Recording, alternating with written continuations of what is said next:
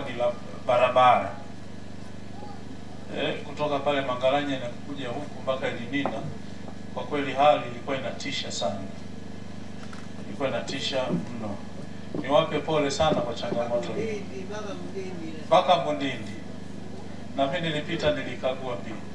Lakini ndugu zangu, niwasihi kwamba mimi mtoto wenu tokea mlivyonipa heshima kwa mwakilishi wenu pale bungeni, nimejitahidi sana kuhangaikia mambo mbalimbali ya wilaya yetu, ikiwemo barabara hii inaanzia pale Madope pale Lusitu getini kuja hapa Madilu kwenda Elinina mpaka kule Mbundindi.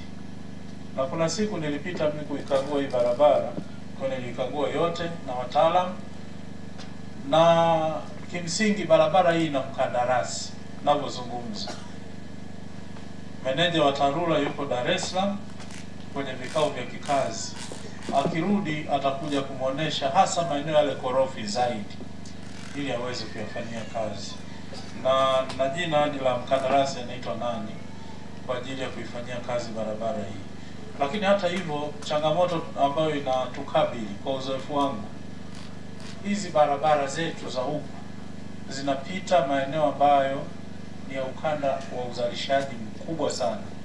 Hata pale bungeni nimeeleza mara nyingi na kuishauri serikali, kiwango ambacho huwa tunapewa kitengenezwe na cha kuzuia tani 10 kwa kweli ni tatizo, sio cha dunia ya leo au sio cha ukanda wa uzalishaji mkubwa.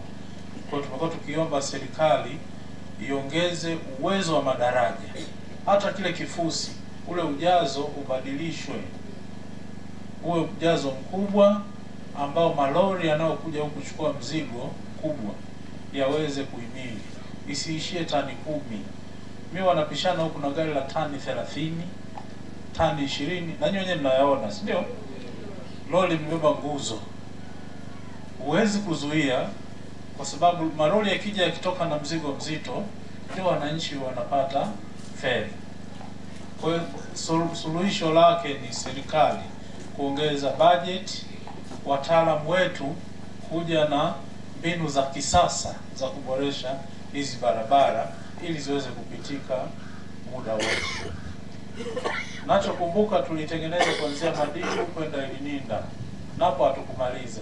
Tulipata milioni 250 ya kwanza, ikafanya kile ambacho mlikiona hata nyinyi.